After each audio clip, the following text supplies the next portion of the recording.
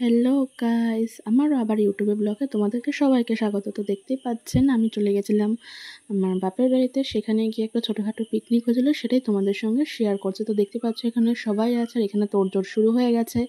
আজকে হবে লুচি আর মাংস। তারপর দেখো পিকনিক হওয়ার আগে আমাদের একটু মুড়ি মাখা হয়েছিল, সবাই মুড়ি মাখা খেয়ে নিল। তারপর দেখো উনুনটা বানানো হয়েছে ইট দিয়ে বানানো হয়েছে। সবাই মিলে খুব ধুমধাম করে আমরা পিকনিকটা মজা করেছি। তারপর দেখো কড়াই বসিয়ে তারপর হচ্ছে আলুটা ভেজে নিল। তারপর দেখো পিকনিক সবাই তো মনোযোগ দিয়ে করছিল। তারপরে হঠাৎ দিকে একটা সাপ এসে গেছিলো, সবাই তো ভয়ে এদিক ওদিক পালাচ্ছিল। সাপটা আবার ঘুরে ফিরে চলে এসেছিলো জানো, সে ভয়তে আবার পালিয়ে গেছিলো। আবার পর এসেছিলো, সেই ভিডিওটা রেকর্ড করা হয়নি। তারপর দেখো আলু ভাজা হয়ে গেছে।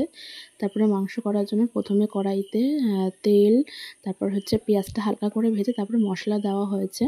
তো তোমরা জানোই মাংসের মধ্যে কী কী উপকরণ দেয়। তারপর দেখো মাংসটা ভালোভাবে কষানো হচ্ছে।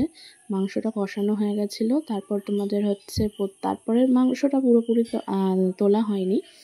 তারপরে দেখো তেল গরম হয়ে গেছে। তেল গরম হওয়ার পর আমরা লুচিটা ভেজে নিয়েছি। তারপর হচ্ছে খাওয়ার পালা। খুবই সুন্দর হয়েছিল, খুবই দুর্দান্ত হয়েছিল। আজকের মতন এইটুকুই। So tata, bye bye.